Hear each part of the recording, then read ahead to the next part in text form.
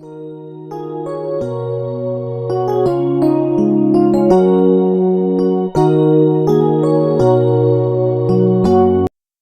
Friends, எல்லோரும் எப்படி இருக்கீங்க? என்னோட no rice no sugar no oil fry 100 days weight loss சேலஞ்சில் இன்றைக்கி டே 47. மார்னிங் எழுந்தவுடனே ஃப்ரெஷ்அப் ஆகிட்டு பால்கனி கதவை ஓப்பன் பண்ணி ஃப்ரெஷ் ஏரை சுவாசிச்சுட்டு தான் எனக்கு நெக்ஸ்ட்டு வேலையே இருக்கும். எனக்கு இந்த பால்கனி பேஸ் ரொம்ப பிடிச்சது. அதுவும் இல்லாமல் இங்கே ஒரு ஆலமரம் இருக்கும். அந்த ஆலமரத்துலேருந்து பேர்ட் சவுண்ட் அதிகமாக கேட்கும். அதனால எனக்கு ரொம்ப பிடிக்கும். அந்த பேர்ட் சவுண்டு எனக்கு இந்த நாள் ஒரு நல்ல துவக்கம் அப்படிங்கிற மாதிரி கேட்கும். ஆனால் அது சீக்கிரமாக எழுந்தால் தான் நடக்கும். லேட்டாக எழுந்தோம் அப்படின்னா அந்த பேர்ட் சவுண்டை நம்ம மிஸ் பண்ணிவிடுவோம். எழுந்த உடனே சம்மர்னால் சுடு தண்ணி எதுவும் குடிக்காமல் நார்மலாக ஒரு பெரிய டம்ளரில் ஃபுல்லாக தண்ணி குடிச்சிட்டு டெரஸ்க்கு வந்துட்டேன். லாஸ்ட் டைம் ஊருக்கு போகிறதுக்கு முன்னாடி இங்கே மிளகாத்தக்காளி கீரையும் அதோட புதினா கீரையும் அதிகமாக வச்சுருந்தேன். நான் ஊருக்கு போயிட்டு வரதுக்குள்ளே வாடி போச்சு. திரும்ப ஊருக்கு போகிற மாதிரி பிளான் பண்ணதுனால நான் எந்த ஒரு கீரையும் எதுவுமே செடி வைக்கவே இல்லை. இருந்த செடியை அப்படியே விட்டுட்டேன், வரட்டும் அப்படின்னு சொல்லிட்டு. இந்த வெங்காயம், பெரிய வெங்காயம் ஒரே ஒரு வெங்காயத்தை மட்டும் கட் பண்ணி வச்சுருந்தேன். அதாவது அந்த வெங்காயத்தை யூஸ் பண்ணிவிட்டு அந்த மேலே இருக்க தாளை மட்டும் வச்சுருந்தேன். அதுலேருந்து இந்த வெங்காயம் வந்துக்கிட்டு இருந்தது. நான் அப்படியே விட்டுருந்தேன். ஆனால் அது பாப்பா பிடுங்கி எடுத்துட்டா, விளையாண்டுட்டு இருந்தா. இதை தினைக்கும் ஈவினிங் நான் கூட்டு வரப்போ அதை எடுக்கிறதும் திரும்ப அதை உள்ளார வைக்கிறதும் வைக்கிறதும் விளையாண்டுட்டு இருப்பாங்க. இன்றைக்கி அப்படியே போட்டாங்க போல். அதை அப்படியே பார்த்துட்டு அந்த கார்டன் என்ன எப்படி இருக்குதுன்னு பார்த்துட்டு அப்படியே வாக்கிங் பண்ண ஆரம்பிச்சுட்டு, இந்த வீட்டில் கார்டனுக்குனே ஒரு பிளேஸ் கொடுத்து டெரஸில் அப்படியே மண் போட்டு வச்சுருக்காங்க. நம்ம ஃப்யூச்சரில் கண்டிப்பாக நல்லா பண்ணலாம். எப்போ ஊருக்கு போயிட்டு இந்த சம்மர் வெக்கேஷனுக்கு ஊருக்கு போயிட்டு கண்டிப்பாக பண்ணலாம். அங்கே நம்ம ஊர்லலாம் மே மந்த்து தான் வெக்கேஷனாக இருக்கும். ஆனால் இங்கே ஜூன் மந்த்து தான் வெக்கேஷன். மே மந்த்து நம்ம ஊரில் அதிகமாக வெயிலாக இருக்கிற மாதிரி இங்கே ஜூன் மந்த் அதிக வெயிலாக இருக்கும். நான் வாக்கிங் பண்ணிகிட்ருக்கப்பயே தம்பி வந்துட்டான். டோர் க்ளோஸ் பண்ணியிருந்தாலும் தம்பிக்கு தெரியும். அவன் டோரை ஈஸியாக ஓப்பன் பண்ணிடுவான். நான் டெரஸில் தான் இருப்பேன் அப்படின்னு சொல்லிட்டு தம்பியை கெஸ் பண்ணி மேலே ஏறி வந்திருக்கான். இப்போ தான் தூங்கி எந்திரிச்சு அப்படியே மேலே வந்திருக்கான்.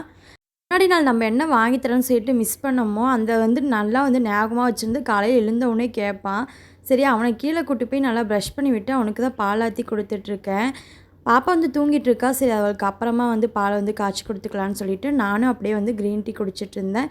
இன்றைக்கி எக்ஸசைஸ் எதுவும் பண்ணலை. சரி, தம்பி கொஞ்சம் டைம் ஸ்பெண்ட் பண்ணிகிட்டு இருந்தேன் என் கூட. அதனால் அம்மா நீ மட்டும் குக் பண்ணுறதை காமிக்கிற, இந்த மியூசிக்கையும் காமி அப்படின்னு சொல்லிட்டு அவன் மியூசிக் போட்டு காமிச்சான்.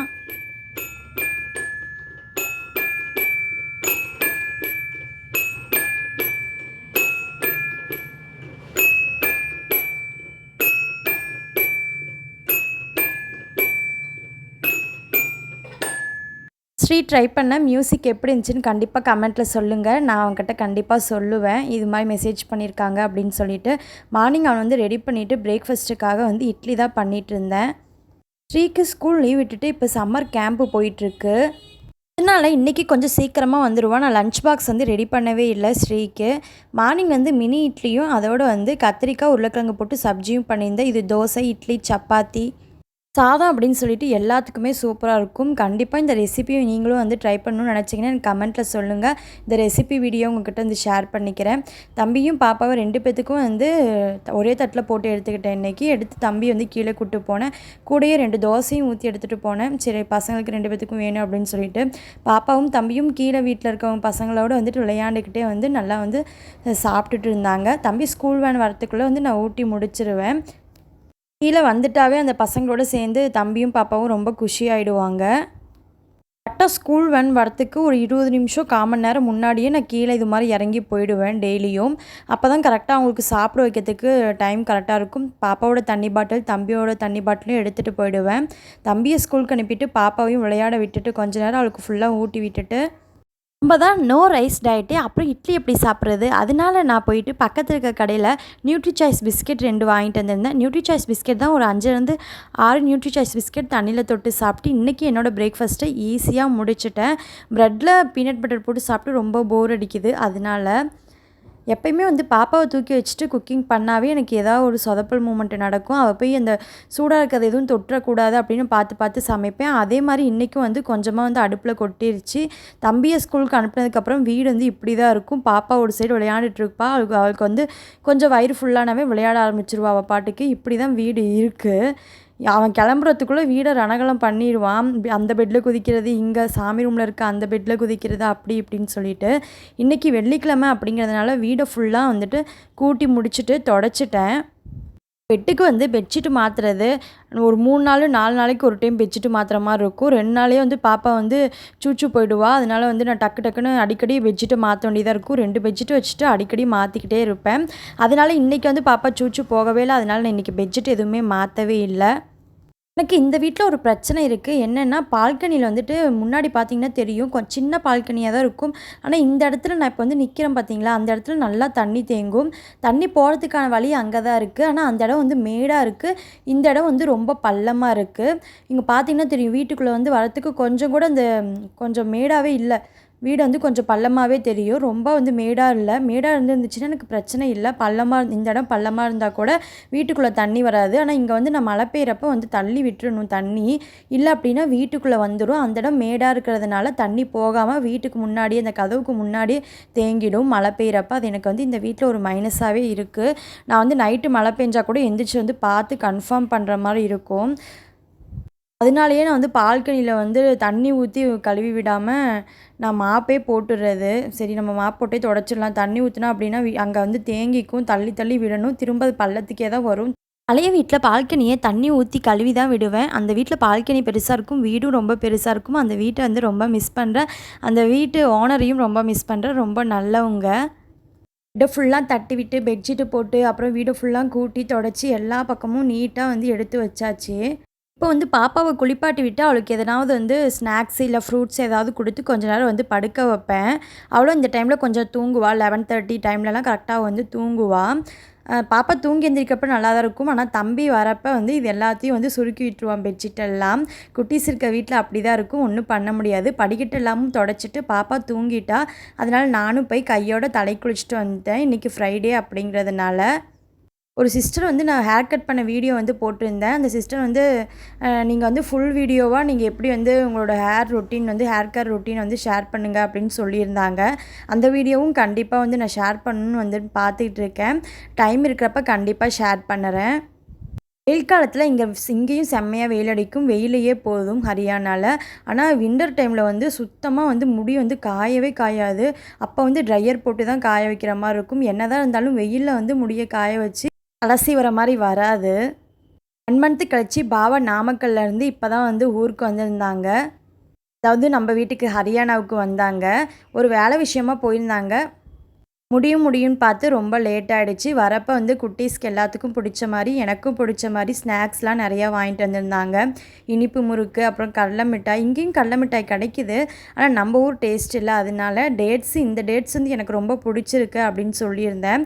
நான் டேட்ஸ் சாப்பிடுவேன். நார்மலாகவே ஒரு நாளைக்கு 2 டேட்ஸ் சாப்பிடுவேன். அதனால வாங்கிட்டு வந்திருந்தாங்க. மிச்சர் வந்து தம்பிக்கும் பாபாவுக்கும் ரொம்ப பிடிக்கும். அதனால வாங்கிட்டு வந்திருந்தாங்க. அதோடு வந்து அதிரசம், இனிப்பு பூந்தி, அப்புறம் வந்து நேந்திரம் சிப்ஸு, அது இதுன்னு நிறையா வந்து ஸ்நாக்ஸ் வாங்கிட்டு வந்திருந்தாங்க. இந்த டைம் கண்டிப்பாக வந்து நிறையா ஸ்நாக்ஸ் வாங்கிட்டு வராதீங்க. வெக்கேஷன் விட்டாங்க அப்படின்னா நம்ம ஊருக்கு போகிற பிளான் பண்ணியிருக்கோம் அப்படின்னு சொன்னேன். அவையும் வந்துட்டு அவங்க ஒவ்வொன்றுக்கும் பிடிச்சதாக வாங்கினேன். அதனால் கொஞ்சம் அதிகமாக வந்துருச்சு அப்படின்னு சொல்லிட்டு வாங்கிட்டு வந்திருந்தாங்க. இந்த முறுக்கு வந்து அம்மா வீட்டில் போட்டது. அம்மா வந்து ஒர்க்கிங் உமன், வேலைக்கு போயிடுவாங்க. ஃப்ரீ டைமில் இருக்கப்போ போட்டு எனக்கு கொடுத்துட்ருந்தாங்க. இந்த முறுக்கு அத்தை வீட்டுக்கு பக்கத்தில் முறுக்கு பண்ணி விற்கிறாங்க. அவங்கக்கிட்ட இருந்து வாங்கினது. ஆனால் எனக்கு மைண்ட் வாய்ஸ் எப்படி இருந்துச்சுன்னா, நான் டயட்டில் இருக்கப்போ தான் எனக்கு பிடிச்சதாகவே வாங்கிட்டு வருவீங்க, நான் எப்படி இதெல்லாம் சாப்பிடாமல் இருக்கிறது அப்படிங்கிற மாதிரி தான் தோணுச்சு. அம்மாக்கிட்ட எப்போயோ சொன்னது அம்மா இந்த டைம் ஞாபகமாக வச்சு வாங்கி கொடுத்துட்ருக்காங்க. நான் இப்போ டயட்டில் இருக்கேன், சாப்பிட மாட்டேன். ஓகே, 100 டேஸ் முடிஞ்சதுக்கப்புறமா வந்து கண்டிப்பாக நம்ம இதை ட்ரை பண்ணலாம். இப்போ தான் 47 டேஸ் ஆகிடுச்சில்ல, இன்னும் கொஞ்ச நாள் முடிஞ்சிடும். அதுக்கப்புறம் கண்டிப்பாக வந்து அந்த ஊறுகாய் வந்து ட்ரை பண்ணி பார்க்கலாம் எப்படி இருக்குது அப்படின்னு சொல்லிட்டு. அந்த பூண்டு ஊறுகாய் வந்து அம்மா வந்து பக்கத்தில் வந்து விற்பாங்க. அவங்ககிட்ட வந்து வாங்கி கொடுத்து விட்டாங்க. பூண்டு ஊறுகாவும் எனக்கு ரொம்ப பிடிக்கும், சூப்பராக இருக்கும். நான் வந்து ஊறுகாய்னா ரொம்ப பிடிச்ச பொண்ணு. எனக்கு ஊறுகாய் ரொம்ப பிடிக்கும். சின்ன வயசுலேருந்தே ஊறுகாய்னா விரும்பி சாப்பிடுவேன். அது தயிர் சாதம் வித் ஊறுகாய் வந்து சம்மர் டைமில் சாப்பிட்றது அப்படின்னா எனக்கு ரொம்ப பிடிக்கும். ஆனால் இப்போ டயட்டில் இருக்கேன், கண்டிப்பாக சாப்பிட மாட்டேன். இது வந்து மாங்காய் ஊறுகாய். இது அத்தையே போட்டு கொடுத்து விட்டது. இது வந்து ஃபுல்லாக தேங்காய் எண்ணெய். இங்கே இருக்கிறவங்க வந்து தேங்காய் எண்ணெய் சும்மா 1 லிட்டர் கொடுத்தேன். என்ன ஹேர் ஆயில் யூஸ் பண்ணுற அப்படின்னு கேட்டாங்க. நான் பியூர் கோகோனட் ஆயில் யூஸ் பண்ணுறேன் அப்படின்னு சொன்னேன். அவங்க வந்து எனக்கு வேணும் அப்படின்னு கேட்டு சும்மா தான் பக்கத்து வீட்டு இருக்கவங்க கொடுத்து அப்புறம் எல்லோரும் கேட்க ஆரம்பிச்சிட்டாங்க.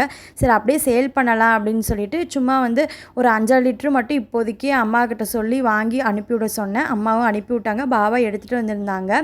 அப்புறம் வந்து சர்க்கரை, இது வந்து ரேஷன் கடை சர்க்கரை தான். அத்தைக்கிட்ட சொல்லி அத்தை போட்டு விட்டுருந்தாங்க. அதோடு இது கருவாடு, குட்டி கருவாடு. இந்த மீன் வந்து வளராது, இதே அளவு தான் வளரும், இதுக்கு மேலே வளராதுன்னு சொல்லுவாங்க. அதனால் வந்து இதை கருவாடாக நம்ம வந்து வாங்கிக்கலாம். இது என்ன பேர் இந்த மீனுக்கு அப்படின்லாம் எனக்கு தெரியாது. பட் இந்த குட்டி கருவாடு செஞ்சோம் அப்படின்னா வந்து தம்பிக்கு ரொம்ப பிடிக்கும். பாபாவும் நல்லா சாப்பிடுவாங்க. எக் ரைஸ் வித்து இந்த குட்டி கருவாடு பண்ணேன்னா சும்மா அல்டிமேட்டாக இருக்கும். நான் கண்டிப்பாக இந்த குட்டி கருவாடை வச்சு ரெசிபி பண்ணுறப்ப உங்ககிட்ட ஷேர் பண்ணிக்கிறேன். தங்கமயிலேருந்து பாப்பாவுக்கு அம்மா வந்து ஒரு வெள்ளி ஒரு செயின் தான் வந்து வாங்கி எனக்கு வந்து கொடுத்து விட்ருந்தாங்க. ஆக்சுவலாக பாப்பா வந்துட்டு தோடே தங்கத்தில் போட்டு திருவாணி 3 டைம் தொலைச்சிட்டு திரும்ப திரும்ப வாங்கி அப்புறம் 3ஆவது டைம் திருவாணி வாங்கி போடுறப்ப அந்த தோடே உடஞ்சி போச்சு. அதனால் அவளுக்கு வந்து வெள்ளியில் தோடு, அதுக்கப்புறம் வந்து இந்த இது தங்கத்தில் வந்து செயின் போட வேணாம் அப்படின்னு கொஞ்சம் பயமாக இருக்குது. எதனாவது பல்லில் கடிச்சிக்கிட்டே இருக்கா, வேஸ்ட்டாக போயிடும் பார்த்தீங்களா. சும்மா எடுக்க முடியாது தங்கத்தை. அதனால சரி அப்படின்ட்டு அம்மா வெள்ளியில் வந்து செயின் வாங்கி கொடுத்துட்ருக்காங்க. அவள் வந்து இந்த கோல்டு வித் ரெட் கலரில் வந்து சாமி கயிறு இருக்கும்ல, அதில் தான் வந்து ஓம் சக்தி கயிறை போட்டு ஓம் சக்தி டாலர், வெள்ளி டாலரை போட்டு அந்த கயிறை வந்து கட்டியிருக்கோம். பாப்பா இப்போ அதை தான் போட்டுட்ருக்கா. அம்மா அதோடு வந்து இந்த செயினை கோத்து போட்டு விடு, கயிறை எடுத்துடு அப்படின்னு சொல்லிட்டு அம்மா வந்து இதை வாங்கி கொடுத்து விட்ருந்தாங்க. ஆனால் இது பாப்பாவுக்கு வந்து நான் போடுறப்ப கொஞ்சம் பெருசாக நீட்டமாக இருந்த மாதிரி இருந்துச்சு. இதோட ரேட்டு எவ்வளோன்னு தெரியல. அம்மா வாங்கி கொடுத்து விட்ருந்தாங்க. பாபா வந்து வெள்ளி தோடு வாங்கிட்டு வந்திருந்தாங்க. தங்கத்தை சும்மா தொலைச்சிக்கிட்டே இருக்கா, இது சரிப்பட்டு வராது அப்படின்னு சொல்லிட்டு நான் வெள்ளிலேயே எடுத்துகிட்டு வந்துடுறேன், அதுதான் பிரச்சனை இல்லாமல் இருக்கும் அப்படின்னு சொல்லிட்டு வெளியில் எடுத்துகிட்டு வந்திருந்தாங்க. நான் குட்டியாக ஒரு தோடு தான் வாங்கிட்டு வர சொல்லியிருந்தேன். பாபாவுக்கு இந்த பிடிச்சிருக்கு, கீழே ஹேங்கிங் மாதிரி இருக்கிறது, குட்டி ஜிமிக்கி மாதிரி இருக்கிறது பிடிச்சிருக்குன்னு சொல்லிட்டு இந்த தோடு எடுத்துகிட்டு வந்திருந்தாங்க. நானும் சரி அவங்க பிடிச்சிருக்குன்னு சொன்னோடனே வாட்ஸ்அப்பில் ஃபோட்டோ அனுப்பிவிட்டு தான் எடுத்துகிட்டு வந்திருந்தாங்க. சரி நானும் ஓகேன்னு சொல்லிட்டேன். இதோட ரேட்டு வந்து 514 ரூபா சொல்லி லாஸ்ட்டாக 500 ரூபா ரவுண்ட் அப் பண்ணி கொடுத்தோம். நான் சொன்னேன்ல ஓம் சக்தி டாலர் வந்து வெள்ளியில், இது வந்து ஓம் சக்தி கோயிலுக்கு போகிறப்ப வந்து அம்மா வாங்கிட்டு வந்திருந்தது. இந்த டாலர் வந்து பாப்பா லாஸ்ட்டு 3 மாதமாக போட்டுக்கிட்டு தான் இருக்கா. ஆனால் வந்து கருக்கவே இல்லை, வெள்ளி நல்லா இருக்குது. நான் அந்த டாலர் வந்து இந்த செயின்குள்ளே போட முடியுமா அப்படிங்கிற மாதிரி டவுட்லேயே வந்துட்டு அம்மா வந்து எனக்கு சொல்கிறப்ப நான் நினச்சேன். ஆனால் அம்மா வந்து யோசித்து தான் எடுத்திருக்காங்க. இந்த டாலருக்குள்ளே வந்து கரெக்டாக வந்து செயின் போய் நல்லா ஈஸியாக வெளிவந்தது. பாருங்கள், இது மாதிரி தான் இருந்தது. அவள் வந்தவுடனே ஒரு 10 மணிக்கு தான் வந்தாங்க. அப்போயே வந்து இதெல்லாம் எடுத்து வைக்கிறதுக்கு முன்னாடியே அவங்களுக்கு தோசை, அப்புறம் வந்து உருளைக்கிழங்கு கத்திரிக்காய் சப்ஜி போட்டு தான் அவங்களுக்கு கொடுத்தேன். அவங்களும் சாப்பிட்டாங்க. அப்புறம் லஞ்சுக்கு வந்து வீட்டில் சமைக்க வேணாம், வெளியே போகலாம், நீங்களும் ரொம்ப நாள் வீட்டுக்குள்ளேயே இருந்த மாதிரி இருக்குல்ல அப்படின்னு சொல்லி அவங்களும் கூப்பிட்டாங்க. அதனால் நான், பாவா, தம்பி, பாப்பா எல்லோரும் வந்து ரெடி ஆகிட்டு, தம்பி ஸ்கூல் விட்டு வந்துட்டான். அப்புறம் லஞ்ச் டைம் ஆகிறப்ப நாங்கள் எப்பயும் போகிற ஹோட்டலுக்கு தான் போயிருந்தோம். பாப்பாவுக்கு மட்டும் தண்ணி சேராமல் போயிடுச்சுன்னா எப்படின்னு சொல்லிட்டு நான் தண்ணி எடுத்துகிட்டு போயிருந்தேன். வீட்டிலேருந்து RO வாட்டர் தான். டெல்லிலையும் சரி, ஹரியானாலையும் சரி, எந்த ரெஸ்டாரண்ட், எந்த ஹோட்டலுக்கு போனாலும் ரொட்டி சப்பாத்தி தான் மெயின் கோர்ஸாக இருக்கும். இன்றைக்கி நான் எனக்கு வந்து மிக்ஸ்டு வெஜ் ரொட்டி தான் வாங்கியிருந்தேன். பாபா வந்து ஆலுவும் தம்பிக்கும் ஆலுவும் வாங்கியிருந்தாங்க. எனக்கு ஒன்று போதும் சொல்லிவிட்டேன். பட்டர்லாம் எடுத்து தனியாக வச்சுட்டு கடியோடு வந்து ரொட்டியை சாப்பிட்டேன். அதுக்கப்புறம் ஈவினிங் போல் பூஜா ரொட்டீன் தான். வெள்ளிக்கிழமை அப்படிங்கிறதுனால விளக்கேற்றி சாமி கும்பிட்டு அப்புறம் பாப்பாவும் நானும் கீழே விளையாட போயிருந்தோம். தம்பி வந்து பாபா கூட வந்து கிளம்பி போயிருந்தான். இன்றைக்கி ஒர்க் கம்மியாக இருக்கிறதுனால தம்பியை கூட கூப்பிட்டு போயிருந்தாங்க. பாப்பா தம்பியை ஈவினிங் ஆனால் முடிஞ்ச அளவுக்கு ஸ்ரீ ஹோம்ஒர்க் பண்ணி முடிச்சிட்டா அப்படின்னா கீழே இல்லை மேலே டெரஸ்க்கு கூப்பிட்டு போவேன் அவங்க விளையாடுறதுக்கு. நைட்டு வந்து எல்லாத்துக்கும் வந்து தோசை ஊற்றி கொடுத்தேன். பாபா வந்து 3 வேளையும் தோசைனாலும் சாப்பிடுவார். அவர் வந்து ஒரு தோசை பிரியர். நைட்டுக்கு எனக்கு தோசை தான் வேணும் அப்படின்னு சொல்லிட்டாங்க. தம்பிக்கு காலையில் இட்லி ஊற்றி கொடுத்ததுனால சரி எல்லாத்துக்கும் வந்து தோசையே ஊற்றி கொடுத்துடலாம் அப்படின்னு சொல்லிட்டு தோசை ஊற்றிருந்தேன். சப்ஜி வந்து கொஞ்சம் அதிகமாகவே மீதி இருந்தது. மதியானத்துக்கு வந்து நாங்கள் சாப்பிட்ருந்தோம் அப்படின்னா கண்டிப்பாக செலவாயிருக்கும். மதியம் நாங்கள் சாப்பிடாம வெளியே சாப்பிட்டதுனால சப்ஜி அப்படியே மீதி இருந்ததுனால நைட்டுக்கு அதையே வச்சு மேனேஜ் பண்ணியாச்சு. ரொம்ப நாள் கழித்து வெஜ்ஜு மிக்ஸ்டு ரொட்டி அதுவும் கடியோடு சாப்பிட்டதுனால எனக்கு வயிறு ஃபுல்லாக இருந்தது. அதனால் நைட்டு எதுவுமே நான் சாப்பிடவே இல்லை.